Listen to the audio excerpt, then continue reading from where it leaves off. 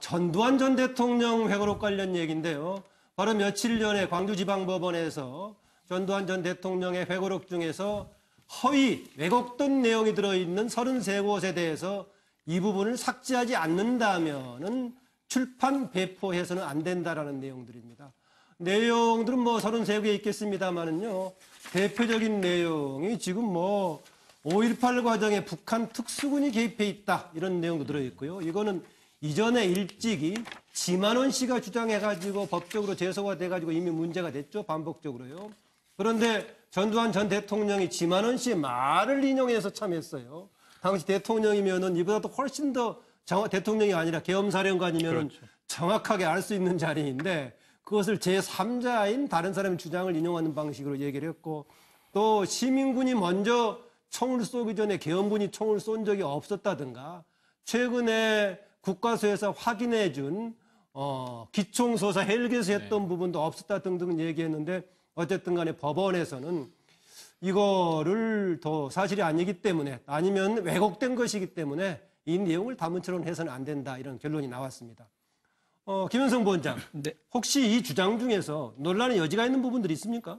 일고의 가치도 없고요. 예. 저는 회고록 안에 있는 5.18뿐만 아니라 한국사를 다루고 있는 전반적으로 한번 검토해야 된다. 정말로 회고록이란 이름으로 그냥 무비판적으로 받아들일 국민들을 생각하면 이건 굉장히 좀 심각한 문제다. 그래서 하루라도 빨리 지금 보면 법원에 소를 제기한 지 127일 만에 지금 이게 수용이 된 거거든요. 네. 가처분 신청이. 근데 저는 이 상황에서 샀던 사람들 어떻게 해야 됩니까? 그리고 그걸 읽고 사실로 믿는 사람들은 어떻게 해야 됩니까? 가처분 측은 좀 오래 걸렸네요. 그렇죠. 네. 그래서 거의 조작록이라고 좀 볼 수 있어요. 그래서 저는 이 안에 있는 5.18뿐만 아니라 이 안에 당사자로 언급될 수 있는 사람들은 반드시 한번 읽어보시고 정말로 이렇게 사람은 국민을 둘리려고 하면 됩니까? 국민 속이려고 하면 됩니까? 안 되죠. 이 부분은 볼 때는 이 전두환 회고록이 시사한 바 아주 크다고 봅니다. 시사하는 바가 크다. 예, 그 5.18은 우리 민족의 아마 최대 비극이죠. 우리 같은 민족을 갖다 했던 6.25 전쟁 이후에 네. 가장 큰 그 비극인데 이 부분이 우리 지금 적폐청산 특위도 있고 뭐 여러 가지 과거 청산도 이루어지고 있지 않습니까? 네. 진행 중인데 이게 시사하는 바 크다고 봐요. 진상 규명이 제대로 되고 제대로 밝혀지고 그 다음에 처벌이 되고 그 다음 화해가 돼야 되는데 네. 지금 이제 그게 제대로 안 되다 보니까 지금처럼 계엄군이 그 죽음 앞에 내몰리 직전까지는 총을 겨누지 않았다. 발표를 완전히 부정하는 거죠. 네. 그러면은 그 강주 시민들이 먼저 계엄군을 갖다가 죽음으로 몰았기 때문에 발표를 했다. 네. 그래서 좌익권이었다. 이렇게 이야기하는 거거든요. 네. 이건 분명히 잘못된 것이다. 네. 예. 그런데 그것을 갖다가 그 김대중 대통령이 당선되고 나서 네. YS 대통령이 그 특사로서 이 풀어져 버렸어요. 그랬죠. 예.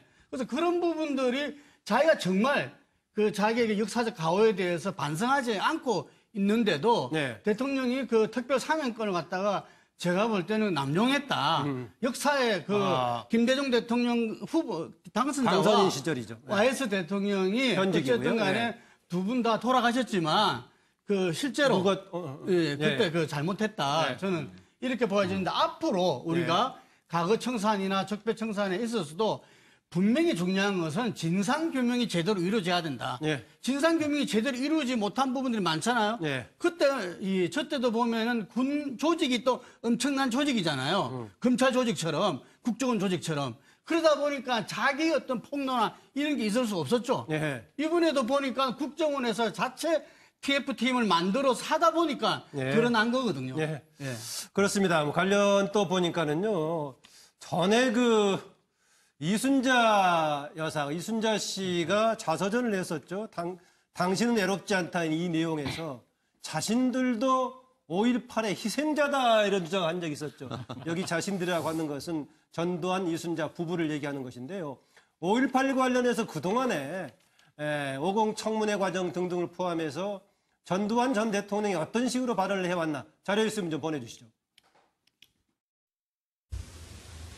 이 광주 사태는 우리 건세사에 있어서 가장 불행한 일이었던 것입니다. 만족스러운 해결을 하지 못해서 대단히 유감스럽게 생각을 하고 있습니다. 아무쪼록 어떻게 하든지 간에 이 문제가 제대로 풀려서 온 국민이 관용과 사랑을 바탕으로 해서 화합 단결하는 이런 나라가 되기를 나는 진심으로 기대합니다. 당시 5월 22일 자위권 발동도 가능하다는 계엄사령부의 작전 지침이 지휘계통을 통해 가달된 것으로 알고 있습니다. 자위권의 발동은 최악의 상황에서만 현지 지휘관의 사태 판단에 따라 발동할 수 있는 것입니다. 당시 위급한 상황에 처한 현지 지휘관들이 자위권 행사에 불가피성을 당한 것에서나 답변이 끝난 다음에 계엄사령부 등의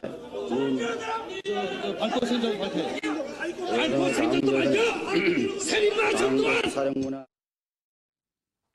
예. 저 때가 그러니까 맨 처음 화면에 나왔던 것이 노태우 후보가 대통령이 돼서 아마 인수위 네, 과정에 맞습니다. 88년 2월 20일이면은 본인이 임기 끝나기 5일 전에 했는데 직전이죠. 사랑과 관용으로 하자라고 했다가 이후에 지금 국회에서 불려와서 막바지했을 시기에 당시 정말 야당 의원들이 현직에 더구나 5.18 현장에 있었던 정상용 당시 의원 등이 지금 화면에 보이군요. 그런데 지금 이렇게 당시 본인이 겸사령관이었었는데 지만원 씨 등의 말을 인용해가지고 책에 해고록에 쓰는 게 정말 이해가 되는지 모르겠습니다. 아니 그리고요 가장 기본적으로 본말이 전도된 부분이 있어요. 예. 뭐냐하면 그러니까 이번 그 회고록에도 이제 나오고 조금 전에 이제 이순자 씨 그 내용도 이제 그 내용인데 예. 뭐냐하면 5.18 때문에 나라가 위기에 처하니 예. 내가 십자가를 지는 마음으로 이 정권을 잡은 거다라고 지금 설명을 하고 있잖아요. 예. 그런데 그해 내내 5월달 5.18이 있기 전에 서울 지역에서 계속 시위가 있었을 때 그 시위의 목적이 뭐였냐면 전두환 집권 방지 시위였어요. 예. 전두환이 지금 대통령이 되려고 한다. 다시 군사 정권이 들어서려고 하니 예. 우리 학생들이 참을 수 이건 없는 거다. 이거는 우리 다 나서야 된다라고 해서 사실은 전두환을 막기 위해서 5월 달에 시위가 있었고 그것이 5.18까지 연결이 된 거거든요. 네. 5.18도 마찬가지입니다. 그러니까 광주 지역에서의 그 당시 시위도 대부분 학생들이 주도해서 그때 했는데 예. 그 시위도 역시 전두환 대통령 되는 건 막고자 하는 시위였는데 예. 지금 저렇게 완전히 뒤바꿔서 지금 이야기를 하고 있는 거고요. 예. 그리고 회고록이 사실은 의미를 갖는 이유는 그러니까 그 당시 공개되지 아니한 자료들을 공개도 하면서 네. 사실은 그 팩트도 좀 이렇게 새롭게 좀 알릴 거 있으면 알리고 이래서 사실은 가치를 갖는 거거든요. 예를 네. 들어서 본인이 그러니까 발포 명령을 하지 않았다 그러면 그 당시에 어떻게 그 자기는 정보를 모든 군 계통에서 군뿐만 아니죠. 그 네. 당시 뭐 중앙정보부라든가 뭐 하여튼 정보계통 모든 그 정보를 자기가 다 가지고 있던 상황이었기 때문에 그 정보 문서들까지 공개를 하면서 예. 이러이러한 경위로 해서 이게 현지에서 발포가 이루어진 거지 나는 개입한 게 아니다라고 해명을 하거나 예. 이제 그렇게 해야 되는 거 아니겠어요? 예. 그런데 그런 건 하나도 없어요. 그리고 조금 전에 말씀하셨듯이 남의 말을 인용을 해서 북한군 그 개입 그 부분도 만약에 북한군이 실제로 그 광주 지역에 와서 활동을 했다 그러면 군 정보기관은 다 놀고 있었습니까? 그때 다 정보 보고 해가지고 올렸을 거 아니에요. 그 보고 이런 보고가 그때 올라왔다라고 공개를 하고 실제로 뭐 이러이러한 사람들을 체포해 보니 뭐 북한군 관계자였기 때문에 우리가 그렇게 확증을 한 거다라든가 예. 그런 게 나와야 되는 거죠. 근데 그런 게 없다라는 얘기는 실제로 없는 겁니다. 없는 건데 그걸 이제 경강부에서 결국 논리를 몰고 가려고 하니 누군가의 논객의 말을 인용을 해서 지금 저런 식으로 할 수밖에 없는 상황이다. 예, 5.18 당시에 사진에 나오는 사람을 두고 북한에서 승승장구해가지고 출세했다는 누구다 이런 대조를 하면서 지만원 씨가 얘기를 했죠. 그러니까 당사자들이 직접 나섰습니다. 대표적으로 박남선 씨 같은 경우에 바로 나다라고 얘기하는데 누구 북한에 있는 누구자 이런 얘기도 나오게 됐었는데 지금 지만원 씨 그 부분으로 지금 재판에 걸려 있죠. 황장우 소장. 예, 그래서 우리 사회에 보면 말입니다. 현대사뿐만 아니라 뭐 일제 시대 또 해방이 되던 이 해방 전후사 이런 데 대해서 국민들이 상식으로 생각하는 많은 일들을 갖다가 일부는 문제 제기를 하고 예. 그렇게 함으로써 그걸 뒤집으려고 하는 일들이 계속 있었습니다. 그래서 이런 일들이 방치되고 있는 이유는요. 결국 역사가 또 세월이 지나고 나면 이것이 또 다르게 해석될 수 있는 여지를 남기기 때문에 저는 이런 부분에 대해서 이렇게 강하게 정리를 해야 된다고 봐요. 보수 진영에서도 저런 좀 제가 생각할 땐 저거는 맞지 않는 이야기라고 생각을 합니다. 그런데 과거에 보면 뭐 카알기 폭파 사건 같은 경우에도 거기도 끊임없이 또 문제를 제기하는 사람도 있었어요. 근데 이런 문제를 갖다가 이 규명을 하기 위한 과거사 진상규명위원회나 이런 게 구성이 되면 그 구성에 한마디로 일정한 색깔을 가진 사람들이 들어감으로써 그렇게 아니다라고 이야기해도 또 나중에 다른 사람들이 문제를 삼을 수 있는 소지를 둬요.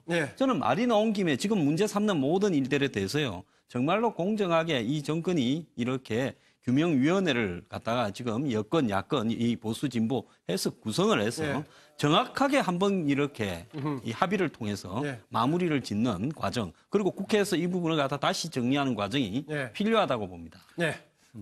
전인영 변호사. 네, 그렇습니다. 저는 그 법률적인 측면에서 좀 말씀드리고 싶은데요. 사실 출판을 한다는 것은 이른바 그 표현의 자유인 것이죠. 왜 표현의 자유가 한다는데 뭔 말이냐 이렇게 한다라고 얘기하는데 그게 아니다라는 것을 이번 법원이 보여줬다 얘기할 수 있는데요. 법원이 어떻게 표현을 했냐 하면은 회고록이 공익적 목적을 벗어나 표현의 자유를 한계를 이탈해서 5.18의 역사적 의미를 왜곡하고 유족들의 명예를 훼손했다라고 했는데요. 어떻게 보면 그 표현의 자유가 상당히 중요한 것은 맞습니다. 그렇지만 그것이 다른 사람의 인격권과 어떤 역사를 왜곡한다라고 한다면 그것이 법원에 의해서 제한될 수 있다는 것을 보여줬다는 점에서 상당히 의미가 있는데 문제는 이 부분에 대해서 그러면 전두환 전 대통령 측에서 항소를 하거나 상고를 할지 이 부분도 상당히 지켜봐야 될 것 같은데요. 이번 결정으로 인해서 바로 지금 더 이상 판매를 하거나 더 이상 출판을 하는 것은 불가능해졌는데 항소심, 상고심 가는 과정도 꾸준히 그 여론에서 이 부분에 대해서 좀 관심을 가져야 되는 것이 아닌가 하는 생각입니다. 제가 반복적으로 얘기하는 것 같습니다만 당시 계엄사령관이 아니라 다른 사람 말을 인용해서 400 몇십 명 또 600 몇십 명의 북한 특수군이 거기 가서 내부에 주도해가지고 이른바 반란을 키웠다라는 식으로 얘기하는 것이 어떤 면에 써먹었나 모르겠습니다. 마침 이 시기 맞물려가지고요. 지금 그 독일 기자 힌츠피터의 시선으로 본 영화 택시 운전사가 보니까는 어제 저녁에 뉴스를 보니까 개봉 4일 만에 300만 명을 돌파했다고 국민들한테 호응을 받고 있어요. 이제 400만. 그래서 이게 400만 돌파했나요? 지난주에 개봉했던 이제 일제 강점기 영화죠. 군함도. 군함도보다 훨씬 더 빠르게 군함도는 지금 스크린 점유율이 굉장히 높아서 독과점 논란이 있거든요. 스크린 수는 더 작음에도 불구하고 더 빠르게 지금 이번 주말로 400만을 돌파했습니다. 오늘 일요일 최종 관계까지 집계하면 내일은 더 높은 수치가 나올 텐데 그만큼 지금 전두환 회고록과 반하는 국민들의 5.18에 대한 관심이 뜨겁다 이렇게 말씀드릴 수 있겠는데 이게 참 실화를 기반으로 한 영화인데 안타까운 점이 있어요. 이 위르겐 힌츠페터 그 당시에 독일 외신 기자로 광주 지역에 직접 가서 취재를 했고 이분이 만들어낸 기록 화면들을 가지고 저희 80년대 대학생들이 국내에 없었던 사실 현장을 영상으로 본 경험들이 있거든요. 저 테이프이 지금까지 집에 기념으로 있습니다. 그죠. 그 굉장히 오래된 VHS 테이프인데 그러니까 소중한 자료입니다. 국내에서는 이 TV에서 틀지도 못했던. 그런데 이 지난해에 이 위르겐 힌츠페터가 작고를 했어요. 그랬죠. 세상을 떠났어요. 그런데 이 당시에 박사복 씨라고 알려진 이 택시 기사를 한번 꼭 만나고 싶다라고 수소문을 했는데 이게 가명으로 알려져서 이 택시 기사 본인과의 조우는 다시 이제 현대 들어와서 이루어지지 못했습니다만 어쨌든 극영화로 남아 그 생생한 현장을 우리가 감상할 수 있게 됐습니다. 그래가지고 유언으로 망월동에 묻히고 싶다 해가지고 그런 지금 이제 얘기죠. 본인이 지난해 돌아가셔가지고 이제 망월동에 좀 묻혀 있습니다. 왜 한마디 더 하시려고요? 그 역사를 잊은 민족에게는 미래가 없다라는 말처럼 저는 이제 이번 전두환 회고록 사건과 택시 운전사의 개봉이 참 기가 막히다. 정말 지금 자유한국당 혁신위원장인 유석춘 위원장이 일배를 하라 그럽니다. 일배 가서 좀 놀아라. 근데 그 일배에서 5.18을 어떻게 다뤘는지 제가 차마 입에 담을 수 없습니다. 그렇습니다. 너무나 정말 그 역사의식 없이 그냥 그 희화화시키고 완전히 그 민주화를 위해서 돌아가신 분들을 어떻게 만들었는지 생각하면 정말로 가슴이 울컥울컥 했는데 정말 이참에 택시 운전사라는 정말로 사실을 기반으로만 그리고 어떤 아주 보통의 소시민인 택시 운전사가 어떻게 광주의 현장에 가서 본인이 다시 탈바꿈하게 되는지를 보게 될 겁니다. 저는 꼭 일배하시는 분들 꼭 보셨으면 좋겠어요. 예. 그리고 나서도 그런 생각이 든다면 뭐 저는 그렇게 해도 된다고 보고요. 예. 저는 또 한마디만 조금 더 드리면 군함도 얘기하셨는데 군함도도 그렇고 택시 운전사도 그렇고 실화를 바탕으로 한 영화입니다. 근데 정말로 우연인지 모르지만 택시 운전사의 주연인 송강호 씨는 블랙리스트에 올라 있었던 연기자입니다. 군함도의 송중기 씨는 박근혜 대통령이 편지를 했던 그분입니다. 그래서 네. 묘한 또 이런 현상이 일어나고 있다라는 얘기로 마치겠습니다. 네.